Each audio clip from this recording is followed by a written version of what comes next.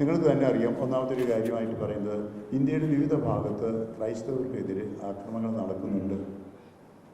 ഞാൻ തന്നെ പ്രത്യേകിച്ച് എറണാകുളത്തും അവിടെയൊക്കെയാണ് പത്രസമ്മേളനത്തിൽ ഞാൻ നടത്തിയിട്ടുള്ളത്. പ്രത്യേകിച്ച് ഛത്തീസ്ഗഡിലെ കാര്യം വന്നു, പിന്നെ ജബൽപൂരുണ്ട്, ഇപ്പോഴും പലതരത്തിൽ. ഇപ്പോൾ ഇതുപോലെ തന്നെ ഈ മതപരിവർത്തന നിയമം എന്ന പേരും പറഞ്ഞ് ഇപ്പോൾ ഒത്തിരി പ്രതിസന്ധി ഉണ്ടായിട്ടുണ്ട്. പ്രധാനമന്ത്രിയോട് തന്നെ പറഞ്ഞ ഇതാണ്, ഇന്ത്യക്ക് ലോകത്തിലെ ഏറ്റവും മനോഹരമായ ഭരണഘടനകൾ ഒന്നുണ്ട്.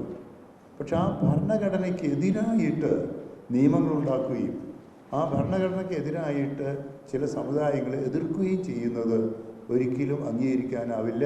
അതുകൊണ്ട് പ്രധാനമന്ത്രിയോടുള്ള CBCയുടെ പേരിൽ ഞങ്ങളുടെ അഭ്യർത്ഥന ഇതായിരുന്നു, ഇന്ത്യൻ ഭരണഘടന സംരക്ഷിക്കുക, മതസ്വാതന്ത്ര്യം സംരക്ഷിക്കുക.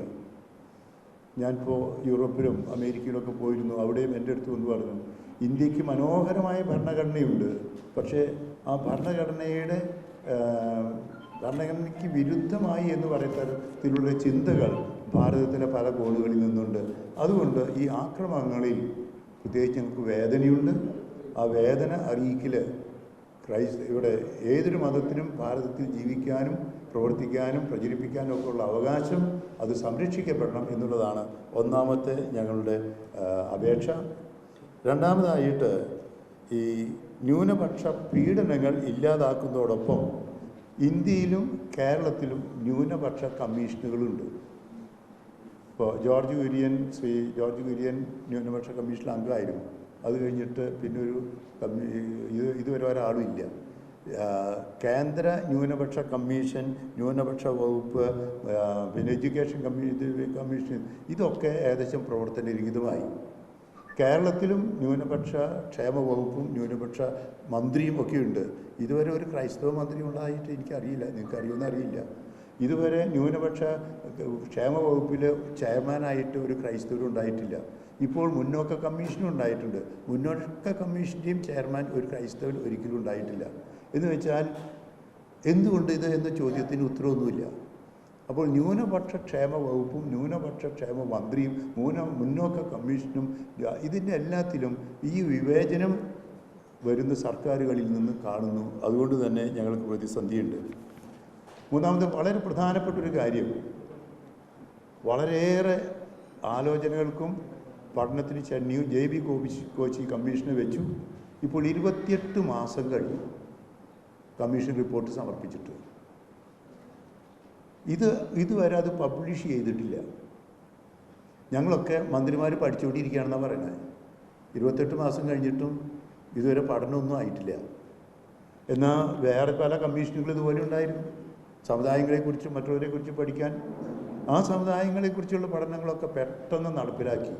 എന്തുകൊണ്ട് ക്രൈസ്തവരുടെ ഇന്നത്തെ അവസ്ഥയെക്കുറിച്ച് പഠിക്കാൻ ജസ്റ്റിസ് JB കമ്മീഷൻ വെച്ചിട്ടുള്ളത് 28 മാസം കഴിഞ്ഞിട്ടും അതിൻ്റെ എന്താണ് പഠനത്തിൻ്റെ അതിൻ്റെ പഠിച്ചതിൻ്റെ വെളിച്ചത്തിലുള്ള കമ്മീഷൻ്റെ നിഗമനങ്ങൾ എന്താണെന്ന് അറിയിക്കാൻ സാധിച്ചിട്ടില്ല. അതിൻ്റെ പേരിൽ ഈ കമ്മീഷൻ റിപ്പോർട്ടിൻ്റെ നിർദ്ദേശങ്ങൾ എന്താണെങ്കിൽ അത് പ്രാവർത്തികമാക്കാനുള്ള ഒരു ചിന്തയുമില്ല. അത് ഞങ്ങൾക്ക് വളരെയേറെ വേദനയുള്ളതാക്കുന്നതാണ്, വിവേചനം ഉളവാക്കുന്നതാണ്. അതുകൊണ്ട് തന്നെ ഞങ്ങൾ ഈ ജാഗ്രതാ സദസ്സിൽ JB കോശി കമ്മീഷനെ കുറിച്ച് ആ കമ്മീഷൻ എത്രയും വേഗം പരസ്യപ്പെടുത്തി അതിൻ്റെ നിർദ്ദേശങ്ങൾ നടപ്പിലാക്കണമെന്ന് അഭ്യർത്ഥിക്കലാണ് മറ്റൊരു ഈ ജാഗ്രതാ സദസ്സിലുണ്ടാകേണ്ട മറ്റൊരു കാര്യം. വേറെ ഒന്ന്, വിദ്യാഭ്യാസ മേഖലയിൽ നേരിടുന്ന പ്രതിസന്ധികളാണ്. നിങ്ങൾക്ക് ഇന്നിപ്പോൾ ഞാൻ കേന്ദ്രമന്ത്രിമാരെ ചിലരൊക്കെ കണ്ടു, അവർ സംസാരിച്ചു. അവരെല്ലാവരും പറയുന്നത് ഭാരതത്തിൻ്റെ വിദ്യാഭ്യാസ രംഗത്തിന് ക്രൈസ്തവർ നൽകിയിട്ടുള്ള സംഭാവനകൾ നിസ്സാരമല്ല, ഞങ്ങൾ അതിലുണ്ട്. എന്നിട്ട് അവർ പറയും ഞങ്ങളൊക്കെ പഠിച്ച് ക്രൈസ്തവ സ്ഥാപനങ്ങൾ ഇങ്ങനെയൊക്കെ ആയതൊക്കെ ആണെന്നൊക്കെ പറയും. പക്ഷേ വിദ്യാഭ്യാസ സ്ഥാപനങ്ങൾ ഇന്ന് കേരളത്തിലും വളരെയേറെ പ്രതിസന്ധിയിലാണ്. എന്ന് പറഞ്ഞാൽ ഉദാഹരണത്തിന് അധ്യാപകരുടെ നിയമനത്തിൻ്റെ ഭിന്നശേഷി അധ്യാപകരെ നിയമിക്കണം എന്ന് പറഞ്ഞ് ഈ ജോഷി മാഷ്ക്കാതിനും സബ്സിഡി മാഷോട് ചോദിച്ചാൽ മതി. ഈ ഭിന്നശേഷിക്കാരുള്ളവർ ആരാണെന്ന് വെച്ചാൽ അവരെല്ലാം നിയമിക്കാം. അതുകൊണ്ട് അവരെത്ര പേരെ നിയമിക്കണമോ അത്ര പേരെ നിയമനത്തിലെല്ലാം മാറ്റി വെച്ചിട്ട് മറ്റുള്ള അധ്യാപകരെ നിയമിക്കാൻ പറഞ്ഞിട്ട് മാസങ്ങളും വർഷങ്ങളൊക്കെയായി.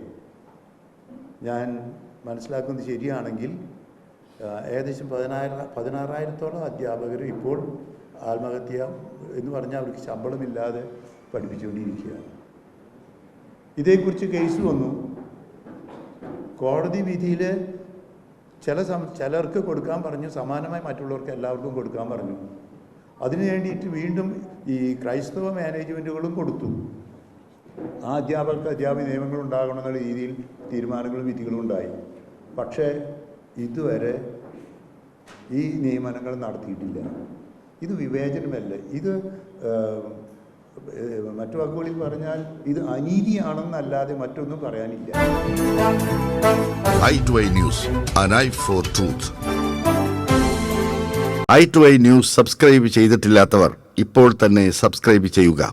നോട്ടിഫിക്കേഷൻ ലഭിക്കുവാൻ ബെൽ ബട്ടണും അമർത്തുക.